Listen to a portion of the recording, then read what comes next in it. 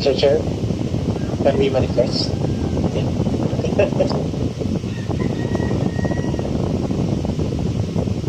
Oh, 1 minute lang po, sir.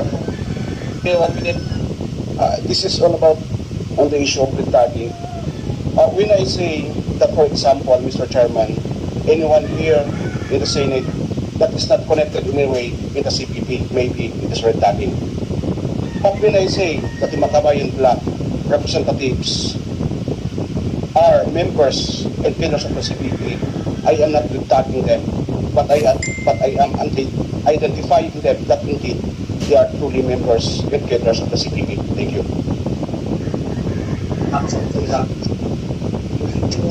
Magandang hapon po sa lahat, lalong-lalo na sa ating Mr. Chair at sa ating mga kagalang-galang na senador.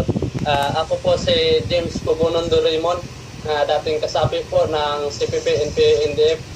At na-recruit ako nung pinorder edad pa lang ako, na 14 years old pa lang. So, all time ako nung panahong 2017, January 24. Doon ko, nung una kong pasok sa CPP at sa CPP, NP, NDF, puro tama naman lahat yung sinabi nila, pero nagtagal na ako doon ako nakakita ng mga anti-government na pagsasalita at hanggang nagiging Sparrow po ako, naging special partisan unit ako. So doon ko na kikita ang kamalian at na ginagawa ng CPP, NP, NDF po. So nung nasa Partisano unit po ako,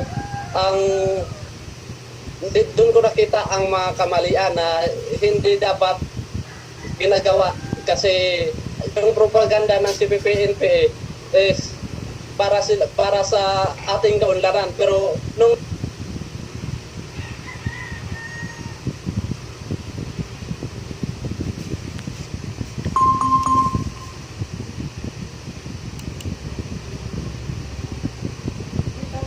na nakita ko po yung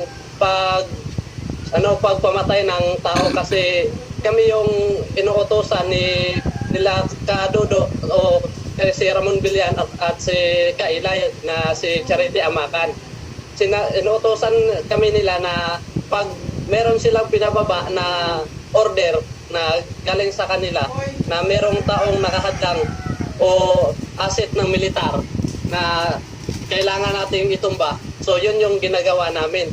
So dalawang beses po nung nangyari na sa pag-utos nila, sinasabi nila sa amin gamitin namin yung uniforme ng pulis at sa sundalo. Nung noong 2018 November po, doon sa Barangay Bagong Silang po, ginagamit namin yung ng pulis po, kasi yan yung order na binaba sa amin nila Charity Amakan at ni Ramon Villar. At pangalawa po, ginagamit namin yung uniforme ng sundalo noong 2019 March po. So doon ko nakikita na ginagawa nilang propaganda ang mga ginagawa ng CPP, NP, NDF na paggamit sa mga uniforme ng ating kapulisan at kasundaluhan. Doon ko nakita ang mga pagkakamali na ginagawa ng CPP, NP, NDF. Kaya ako bumaba dahil hindi ko na po kaya yung ginagawa namin na bilang isang kasapi sa CPP, NP, NDF po. Kaya bumaba ako at nagbalik loob ako sa ating panggoberno dahil gusto ko po yung kapayapaan at kaunlaran ng ating lipunan. Kaya nandito po ako ngayon kasi gusto ko pong ipaabot sa lahat na kailangan nating wakasan ang ginagawa ng CPP, NP, NDF po. Kaya sa lahat po ng nandito po ngayon at lalong-lalo na kay Mr. Chair at sa ating galang-galang na Senador. Thank you po. Mr. Chairman, ano pangalan mo? James? James? James, ano? Sir. Pagpatawad mo, no? Pero gusto ko lang malaman na ilan ang pinatay mo na Sparrow, ha? Sir, nung nasa Sparrow po ako, sir, pito na po yung napag-utosan kami, sir. Pito na sila yung namin, sir, na tinrabaho namin, sir. Bakit kayo kailangan mag-uniforme ng police o ng armed forces? Sino ba yung pinapatay niyo? Mga civilian po, sir, o sinasabi nila mga asid daw ng militar o yan yung sabi ng aming pinuno na si Charity Amakan at si Ramon Villar, sir. Bakit nga kailangan mag-uniforme kayo ng police o ng armed forces? Kasi sir, yun yung ginagawa nilang propaganda sa mamamayan. Kasi pag nakita ng mamamayan na sundalo yung pumatay sa civilian, kaya madaling makuha ang loob nila sa CPP, NP, NDF, sir. Yan yung ginagamit na propaganda sa CPP, NP, NDF para uminit ang dugo ng ating mamayan sa ating kapulisan at sa ating kasundaluhan, sir. Thank you, Mr. Chairman.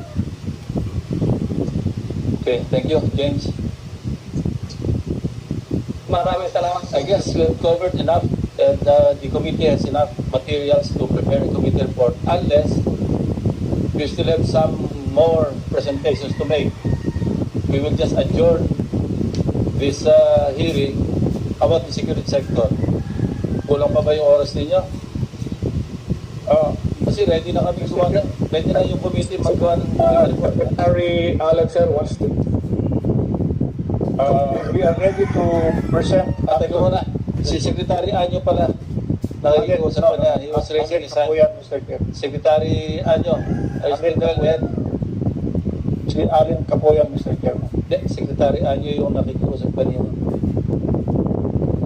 Tapos na si I will give my time to Secretary po yan, Your Honor, Mr. Chair. Sige. Secretary Allen.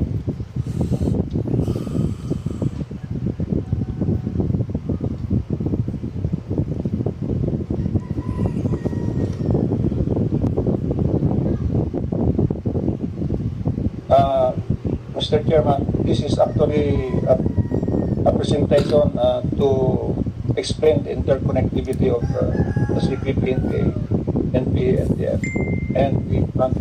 Akala ko yun na na-present na kanina ni Noel. This is more Diba ito? This is more Diba when yung video presentation mo look similar eh. This is more detailed. Part and partial lang po yun kanina, Mr. Chairman. Mas comprehensive po. Mas detalyado ito. Yes po. Sige. Thank you, Mr. Chair.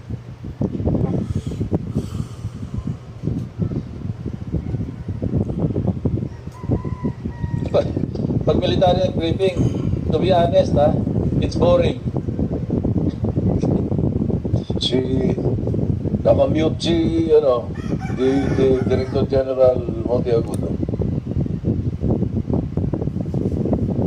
Nakamute.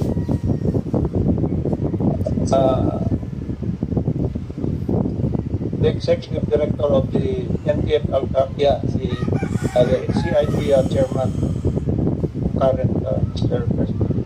Chairman. Alin?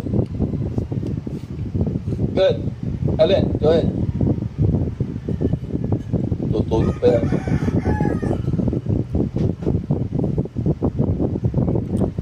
Andiyan na yan. Nakakabit. Go ahead, Alin. Nasa screen na siya po, sir.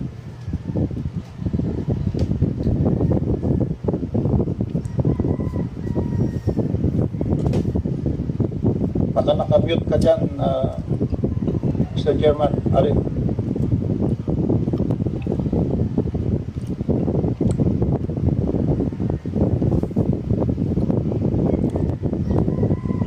na yung screen niya. Alin, Rick. Audio.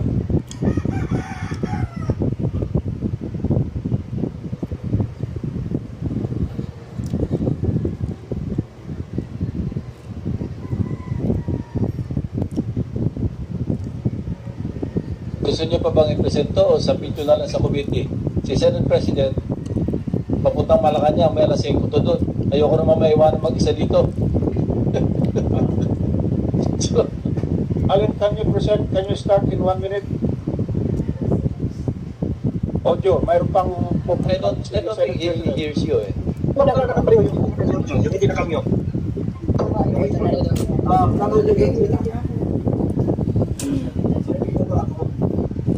Alin, please go ahead.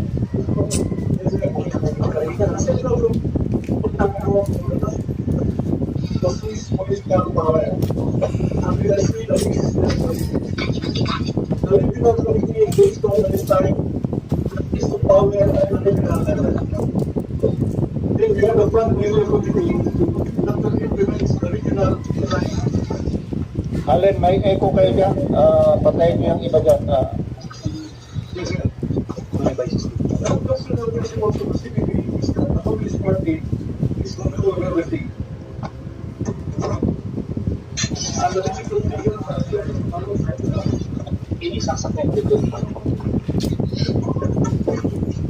Naririnig mo ba?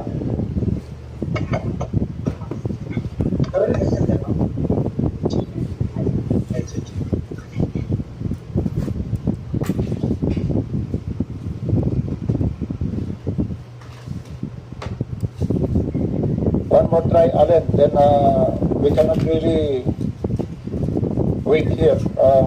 Meron pang ibang, parang ano to parang passcode sa cellphone, tatlong failure, wala na. Ito sa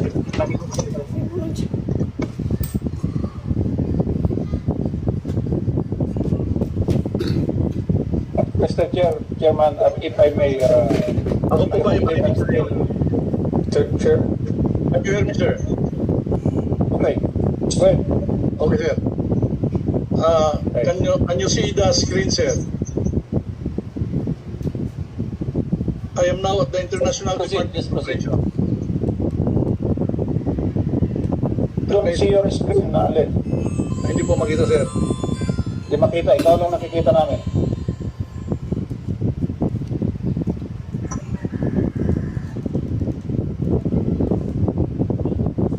Yata ito natatalo eh. Kaya sir, mananalo na. Ito, sir, makikita na, sir. Okay, Allen. Thank you, Mr. Senate President.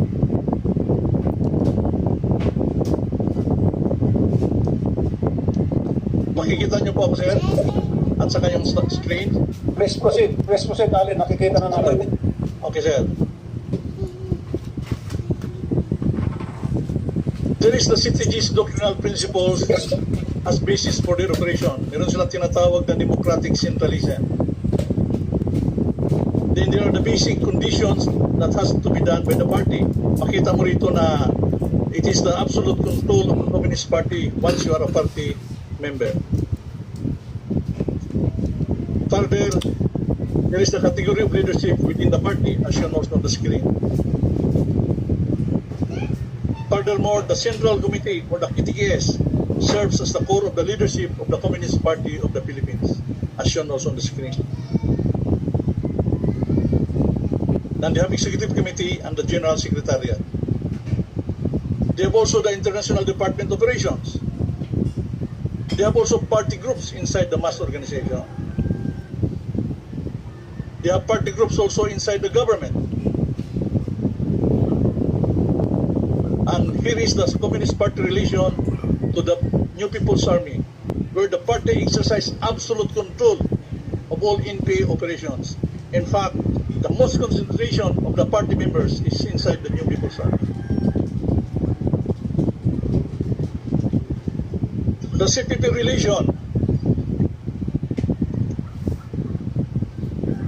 Now I'll discuss now the Central Committee operations, or the Communist Party operations inside in the Central Committee structure. makikita natin sa screen that the leadership of the Central Committee is exercised by the Executive Committee and the Secretariat. Further, they are implementing it to the National Military Commission. This is for the Communist Party. Furthermore, a KTK issues, as the General Secretariat, issues memo and circulars to all organs, units, and committees. Likewise, the CPP organization established its National Function and Commission level, National Staff Organ, and Territorial Commission. This is still the party that I'm talking about. They have also the commissions and the regional party operations as shown on the screen. The line of works of the National Military Commission, the National Peasant Commission, the National Organization Department, the Propaganda and Cultural Commission, the National United Front Commission, National Finance, National Educations, the National Political Mass Mobilization, and the International Department is their line of works. Let's talk of the New People's Army in the Central Committee. Yes, they are in the National Military Commission. They are also the one who implements the Agrarian Devolution Program as presented by the National Peasant Commission. Further, they have the National Operations Command that undertakes the revolutionary taxation in the national level through the National Tax Implementing Unit. Now let's talk of the NDF in the Central Committee. The NDF operation is the Central Committee is through the National United Front Commission, the National Organization Department, and the National Political Commission, and the International Department. So dito pala makita natin sa Central Committee, magkasama silang tatlo. The NDF is the formal structure of the NUFC, where majority of the underground mass organization are being operated. Let's talk now of the regional structure. Ulitin ko po, there is a national design to seize political power, to general offensive and general uprising. The underground mass organization laid out the framework for the general offensive to armed struggle. The above ground organization lays down the heightening of politicization for political struggle in the conduct of general uprising. Okay, in the regional operations, we can see here that it is the regional committee region that undertake the central control. All of these are party members and all of these are political officers.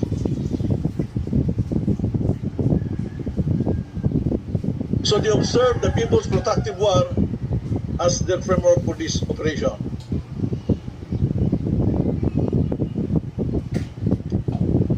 Now, ironically, the regional committee undertakes its regional education department in the conduct of PADIPA schools programs, and all above ground organization, legal and open organizations undertake these PADIPA courses. So this is the composition. And by the way, it's worth mentioning here that the white area operation is crafted in the different regional party committee. It is not in the front committee.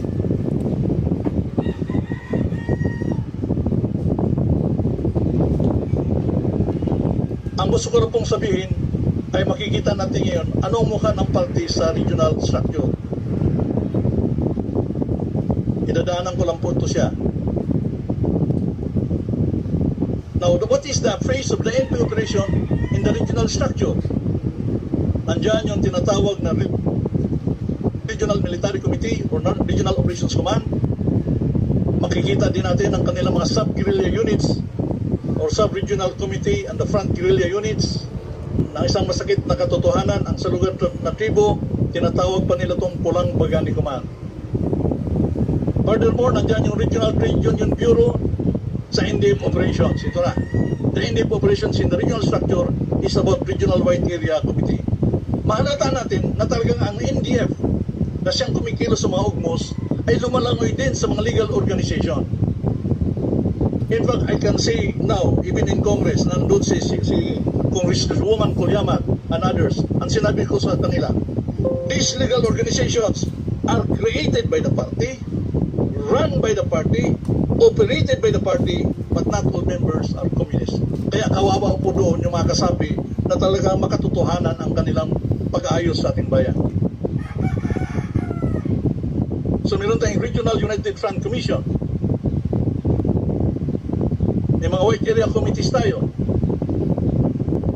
At tungkol sa support system sa red area, ang laki ng tulong ng NDF operations, including the buildings of organs of political power. Ano itong organs of political power?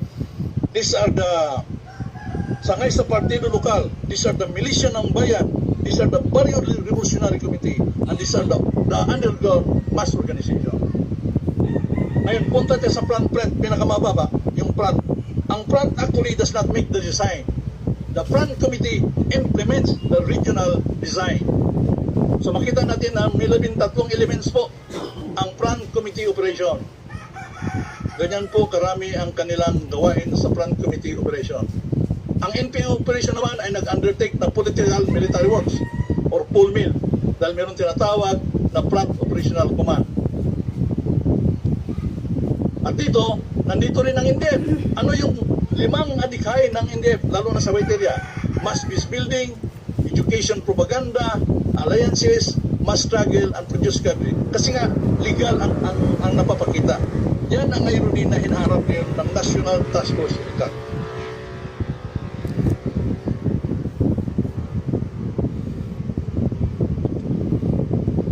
So conclusion, as a matter of principle and practice, the party is the comprehensive leader and center of the Philippine Revolution in both national democratic and socialist stages. It leads the armed struggle, the united front, mass movement, the local organs of political power, and eventually the People's Democratic Republic of the Philippines. The CPP does not intend to achieve a strong Philippine nation capable of addressing its own social problems and preserving its rich cultural heritage, but it is a movement of advancing the universal theories of Marxism, Leninism, Maoism, using its application to the Philippine society. The term nationalist, therefore, is a mere deception to unify the Filipino people under the National Democratic Revolution. The NDR intend to exploit the different sectors of the society, not to attain resolution or sectoral issues or class conflict, but to emphasize and heighten such conflict to the result in the advancement of the National Democratic Revolution. And it will not stop there, but to complete its 3 stages in order to seize political power and start the socialist construction. Number 4, the CPP clearly implements the democratic centralism and committee system as the operational guide to address the operational dynamics. The national organs are set up to clearly position the party in the leadership position and to address being tailored to the initiatives of the different sectors. The socialist perspective is constantly reminded to set up the direction that the revolution is not completed unless it will also advance the socialist construction. Ang mukha, sir, ng socialist construction ay makikita natin sa mga agreements na nakasulat sa mga nakaraang mga peace talks. It is in this context that we are calling the attention that human rights in general and the civil and economic rights of the sector as well as the nationalist fervor inherent to its Filipino as a result of our historical and collective experience as a nation is being exploited. It is not the aim of the CPP and NDF. Therefore, the pretense of being human rights defender and being nationalist is the unifying direction of the mass organization and the people, but it's separate from the objective of the party, which is towards internationalism and socialism. Imagine being a member of an open, democratic, and pro-people organization, but in practice, an organization exclusively controlled by the UGMOS, and which in turn exclusively controlled by the party group or party branch, that by that practice of the principle of democratic centralism is exclusively controlled by the Communist Party. Religious leaders, professionals, and middle class will be fooled to believe that their interests will be protected by allying themselves, whether strategic in nature or tactically, with the CPP. Because at a certain level of advancement of the revolution, they will be the target of weeding out in the framework of class contradiction and conflict. 8. The ultimate end is to destroy the current government and replace it, to impose the Filipino people as a socialist government where the dictatorship of the proletariat, which is actually the Communist Party, will reign in power. That this is not really a revolution to liberate the Filipino people from social ills, and it's achieving social change that will address their demands and interests, but a plan to seize political power by the Communist Party and the construction of the socialist Philippine society, meaning on the eve of seizure of political power in the conduct of general offensive to an armed struggle and to the general uprising will commence the socialist construction. The whole CPP organization subscribes to the principle of uneven development and utilizes this in implementing priorities. I'll quickly plus. We have the echelon of alliances that the CTGs wants to establish. Of course, this is another briefing. 11. Without the NPA, the people have nothing, and the National Democratic Revolution as the only solution for the problem of the people are being popularized, but it's not mean that they are true. In fact, you can glimpse on facts and photo documentations that they are false. Now let me show now the details of what I'm trying to say. The CPP led underground mass organization and open sectoral organization. Shown on the screen on the left are underground organization. Shown on the right are the open legal mass organization. Ulitin ko po, itong nasa kanan, these are organized by the party, run by the party, operated by the party, but not all members there are communist.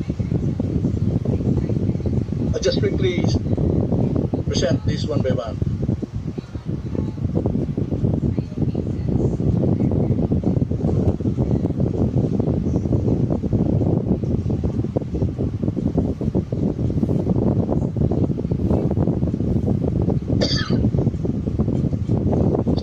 So ito po ang mga pagtatapat ng ugmo at saka legal organization.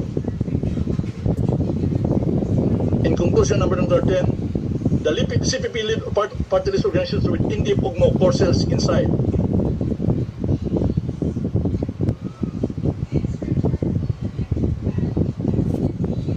This is the end of my presentation, sir, but please allow me just for a minute, last 1 minute, sir, to show to you something. Because dito kami na nahihirapan, sir, dahil medyo mabigat yung ipapakita ko po rito ang CTG propaganda machinery. Hindi ko po sinasabi rito na lahat na organisasyon na ito ay communist. Pero ang sinasabi ko to, this is a part of the network of the CTG's propaganda machinery.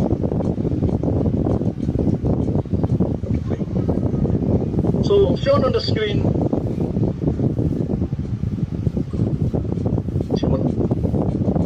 dito makikita natin, sir, ang instruktura ng Central Committee.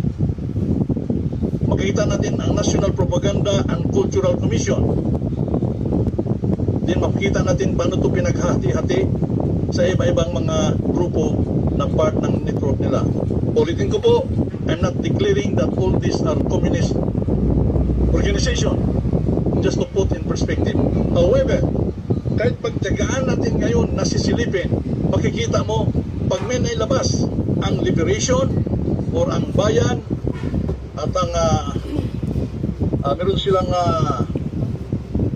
tatlong group. Ang bayan is the official weekly publication of the party. Ang revolution ay for deeper ideological discussion.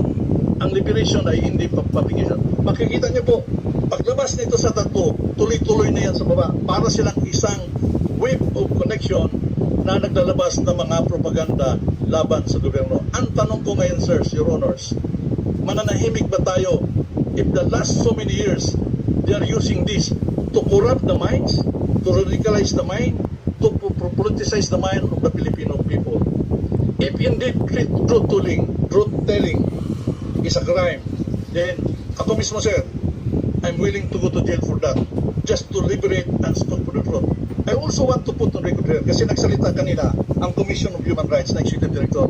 Hindi niya sinasabi na ang NCIP, ang NTF-ELCAP went to the office of the CSR. I volunteered to them all PowerPoint presentation, all documents of the NTF-ELCAP, and I told them, sir, ma'am, kung may nakita kayong mali dyan, salamat, magpapasalamat ako. Kasi imposible naman na perfect yung aming ginawa. Sabihan niyo po kami at sama-sama natin pagtutulungan ayusin ito. Sir, the head told me na sige, magtandem tayo sa tinatawag natin na Human Rights Watch, etc. Nag-aantay po kami. nagsimula na sila, hindi kami inimbita. Nung umikot ako sa Mindanao, from August 3 to October 6, 68 days to be exact, inikot ko 124 clusters of ancestral domain. Anong ginagawa ko araw-araw? Hinahanap ko po ang Commission of Human Rights. Pag hindi nag-attend, pinatatawagan ko ang kanilang opisina. Bakit? Gusto kong ipakita sa kanila na wala kaming tinatago. In every gathering, we requested the CSR to speak and even put their numbers so that all that are listening can make a report tungkol po dyan. So, marami pa sana akong sasabihin, pero sa totoo lang, ay okay na to na napresenta ko ang framework. But there's the last one. Quickly lang po, last one. Zero, another 1 minute lang po. Mapakita ko lang po to, Your Honor. Kasi ito yung mas detalye. Makikita na naman natin dito ang mukha. Paano naglalaro ang party, paano naglalaro ang INDEP at saka INPE. So dito, for the CTG's regional operations, makikita natin na mayroong tungkol sa party building, about the party. There is an RB building tungkol sa INPE. There is United Front building tungkol sa INDEP. Ang una ay about ideological. Makikita mo yun ang kanilang gawain. Ang susunod niyan ay political. Makikita natin ang kanilang mga gawain. Ang susunod niyan ay organizational. Makita nila ang kanilang mga gawain. Yan po sa regional committee party level. Pag pumunta po tayo sa front guerrilla operation, sa front committee level, ito naman po ang ating makikita. Meron silang party building, army building, united front. So kung titingnan natin ito, they are an organization, they are a mafia na they are working on a certain framework. So hindi natin sila pwede labanan na hindi natin ilalatag ang kanilang framework. Kasi ito ang magbibigay ng signature ng kanilang gawain. Bakit mula sa taas hanggang sa baba may mga open legal organization that everybody is shouting na nire-red tag sila? No, this presentation will tell that this is not red tagging. This is truth telling of their signature for the last 50 years. Ito po ang kanilang gawain araw-araw, 24/7 sa kanilang buhay habang sila ay nasa partido. Ngayon, ang tanong ngayon, nagsisigaw yung ibang legal organization for the sake of benefit. Kasi sabi ng Cesar kanina, hindi nila alam. Ngayon, ang tanong, kailan natin ilalabas ang katotohanan? When are we going to speak the truth? Kaya nga, meron tayong NTF-LCAC. Meron tayong NTF-LCAC na lahat ito ay tinitingnan. Last, sir, another 1 minute. Last na talaga to, sir. Mr. Chair, are we going to be given the same amount of time, Mr. Chair, to kailan tayo matatapos, Mr. Chair? Because we will rebut. They will rebut. We will rebut. Mauubos na po ang oras 1 minute to, sir. Mabilis to, sir. Pagpatapusin mo lang ito. Kahit itong copy na to, sir, ibibigay ko to sa Makabayan Vlog. Alam niyo po ba, nung nag-print out kami ng National Accomplishment Report of the National Task Force ILCAC, doon sa Congress memo, galing sa printing press, I give a copy of the NTF-LCAC annual report to Congresswoman Colyamat, including the annual report of the NCIP. Kung iisipin ninyo, hindi ko pa nga naibigay ang kopya kay DG Nica at saka Secretary Spiron. Binigyan ko na si Congresswoman Colyamat. Binigyan ko na siya ng copy ng NTF-LCAC at saka NCIP. Ano yung sabi doon? We are transparent. Wala kaming tinatago. Kahit anytime, bigayin nyo ko. Kahit ito ngayon, itong main thesis na to, kompleto to, sir, sa details. Just to give you an example, let's talk of one activity, basic services. Ito ang mukha ng ating ganyan. Any point dyan, pwede natin pag-usapan. Punta tayo sa local government empowerment. You can click there anything. Mapag-usapan natin. Andyan ang objectives ng NTF-LCAC. Wala kami tinatago dyan. Puntahan natin ang programa ng CPP. Andyan, pinapakita din namin. If Congressman Tenyo and others want a copy, we will give you a copy. But let's discuss this truthfully. So, dyan na lang po ang aking presentation, sir. Maraming salamat. By the way, last na lang, sir. Si Congressman Colyamat po ay aking distant relative. Dahil siya ay manubo, ako ay manubo rin. Idugo lang ako nakangkanay. Ang problema, doon sa Marihatag sa lugar niya, I was there 2 months ago. For the first time in years, nagtayo tayo ng eskwelahan doon. Itinaas ang flag ng Pilipinas for the first time. andun yung mga bata, elementary students, they don't know how to sing the national anthem. Anong kinakanta nila? Ito ang kinakanta nila. Bangon sa pagkakabusabos. That is an international song. Yun ang schools doon. Na last 2 months ago, we were there to put up that elementary school of Jipe. So, ang katotohanan, sir, nasa ground. I retired 8 years ahead of my military retirement because I joined the struggle of the indigenous peoples. Mali yung sinasabi ni Congresswoman Colyamat na tawagin ang tribo na lumad. Dahil ang salitang lumad ay salita ng partido. Diyan na lang po at magandang gabi sa inyo lahat. Thank you. Welcome po yan. Would you like to... Okay. Just very short, Mr. Chair. I will not counter the very long thesis of the gentleman. But basically, Mr. Chair, if it is true that he is describing how the CPP operates, ano ang kinalaman ko dyan? Ano ang kinalaman ng organisasyon namin dyan? I mean, has he ever showed an instance where we in Bayan called for an armed revolution to bring down the government? Is socialism among our platforms? Are we calling for the establishment of a communist state? In fact, are we doing anything illegal or prohibited? Eh para ho sa aming ordinaryong tao, yun lang naman ang sukatan natin eh. I might think differently from you. We may have different beliefs and different ideologies, but the bottom line, Mr. Chair, may ginagawa ba kaming illegal? May ginagawa ba kaming bawal? Even admitting, sige, sabihin nyo na, mga CPP yan. Although, kayo naman na nagsasabi, hindi nyo rin alam na hindi naman pala lahat ng CCP. But even granting, what is the bottom line, Mr. Chair? May ginawa ba kaming lamag sa batas? And as long as we do not do anything illegal, why will you red tag us and claim that we are part of the armed movement and we are doing anything illegal? I think that is the crux of the matter with red tagging, Mr. Chair. This is not a simple issue na tinatawag kaming pula. Yung red tagging po, may kasabay yun eh. May kasabay na surveillance, may kasabay na pananakot, ite-text ka, tatakutin ka, pupuntahan yung magulang mo, sasabihin, pasukuin mo na yung anak mo. Susuko saan? Wala namang ginagawang mali.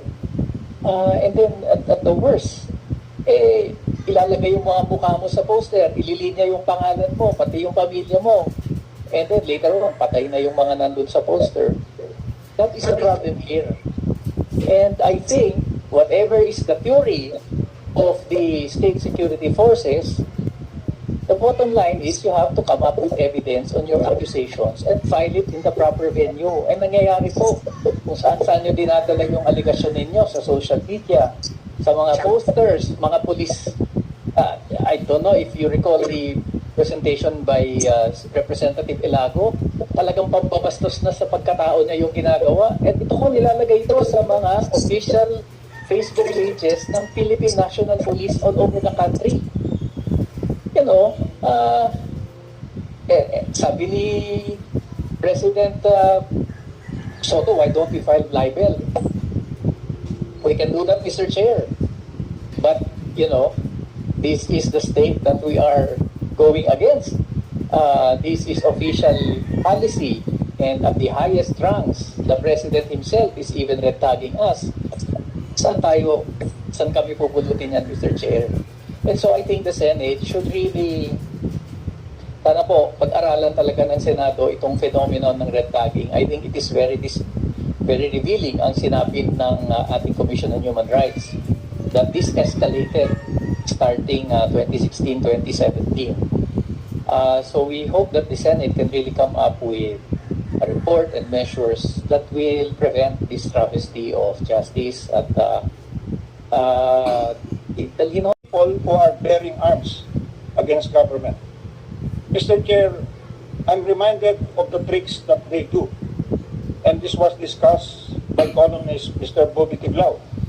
One of the tricks that they do is to make their organization a secret by way of taking advantage of underground mass organizations that are actually in control of legal fronts or organizations.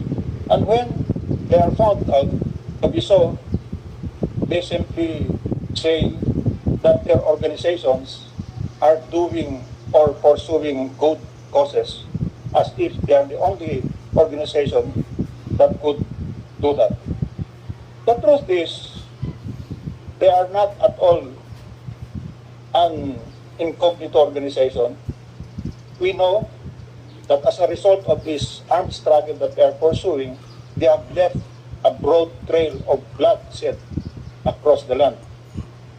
And the death of two ladies that for whom we asked for 1 minute prayer earlier at the start is part of this bloodshed.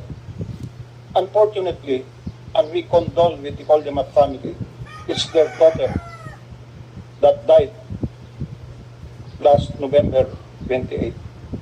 Mr. Chairman, we have not been red tagging them. They are the ones that have red tagged themselves. Mr. Season had a video clip. Their actions tell us that they are part of the CPP-NPA complex. And therefore, we can only say that we really have, as a matter of responsibility, we really have to inform the public. And we thank you, Mr. Chairman, Mr. Senate President, and all members of the Senate for giving us this opportunity to give our testimonies led by our former rebels, who could be the best witnesses of what had been happening underground and above ground.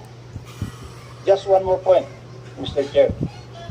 They've been saying that they could not condemn the NPA or their comrades, and this in the same manner that they could not condemn the MNLF and the MILF.